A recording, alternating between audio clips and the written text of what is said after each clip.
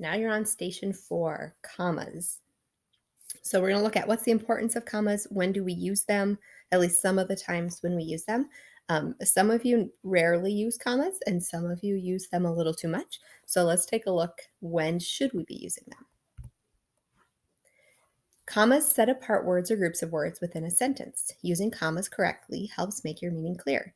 So I want you to paraphrase that, shorten it up, or put it into your own words on your notes where it says importance of commas. Here's an example. George, William, Joe, Anne, Kevin, and Maria are all members of the quiz team.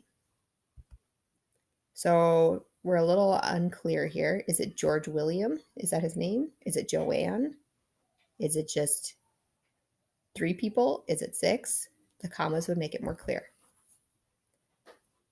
So if we add commas, we can see there are 4 people on this quiz team.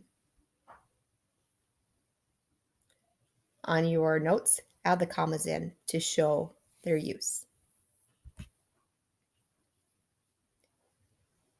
All right, so here are 4 uses of commas. One use is in a series, like the example we saw. Are you sharing a series or a list of things? Then we use commas to separate those different pieces of your list or examples. On the trail, we saw chipmunks, woodpeckers, and snakes. We're showing there's 3 different things in our list. We drove along the highway, up the mountain, and into the woods to visit the nature center. We drove 3 different areas. So pick one of those 2 and add it in as your example.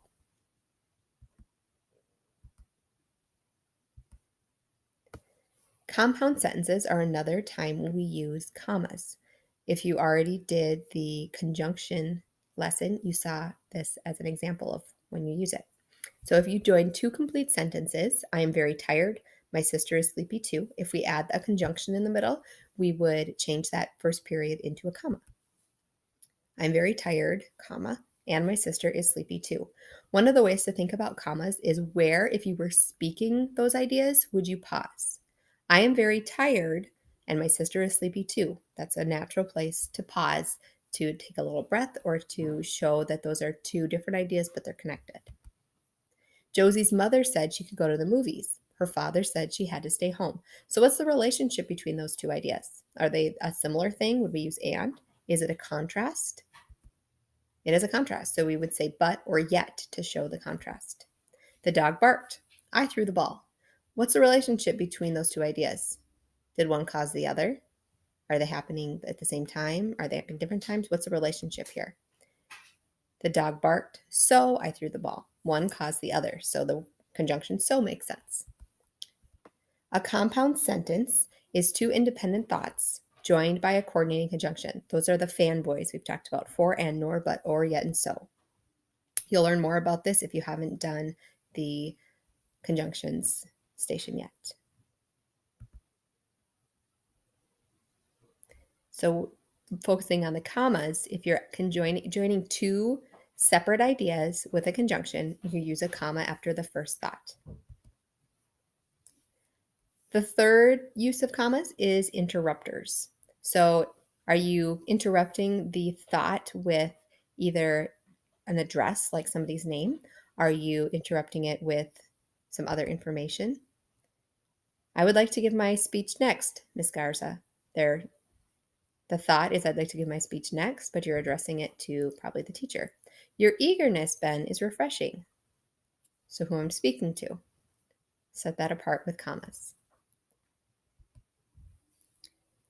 Again, with interrupters, an appositive, that'll show up in your study island on Wednesday. An appositive is a phrase that describes or identifies another noun. So you already said the noun, but then you give it another name. For example, their dog, Chaco, is a mixed breed. Their dog and Chaco are both the subject. They're the same thing. We're just renaming it. That's what an appositive is. So we could take that part between the commas out and it would still make sense.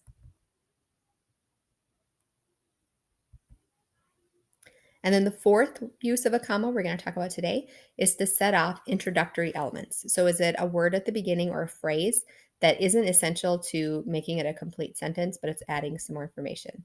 Some exclamations. I can't say that word today. Exclamations, such as well, oh. Sometimes there's a sigh sound, like in dialogue. Well, have you girls finished that mural yet?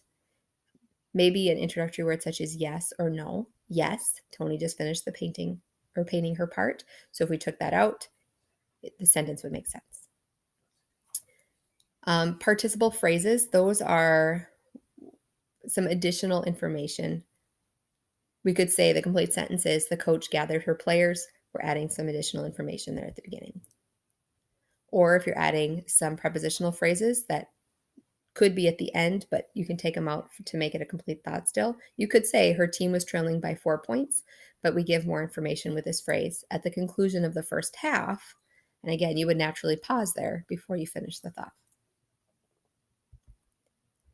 So I know that was a lot of information about commas, and it takes a little bit of practice to become good at using commas accurately or for the purpose that they're intended.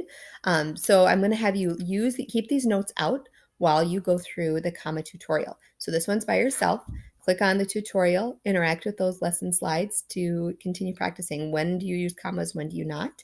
And complete those 5 practice questions. Again, as you record your answers, you can change your answers as you go. Just make sure you understand why.